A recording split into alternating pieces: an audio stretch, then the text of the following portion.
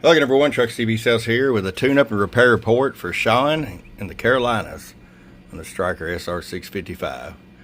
Shawn, I got ready to go for you, bud. Tune alignment to Toshiba regulator. Let's get right to it. Horsepower all the way down, 50 watt slug. 2 watts all the way down. 20 all the way up. Now I'm going to show you average power swing. 11111. That 44-45 bird. 100 watt slug and peak. Hello. There's 99 peak. Now, you did mention that she was going to be running a little bit lighter than that. So there's 68 watts at 12 volts flat. So you can custom tailor that output anywhere you want. There's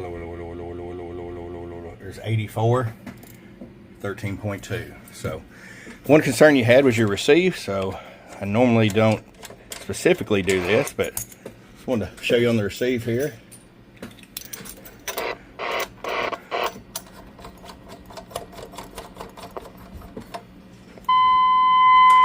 And there is your S9.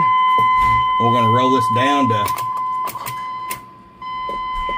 that is negative 110 dB down, and look how stout you still are there, man. So you're good to go all the way around, Shawn.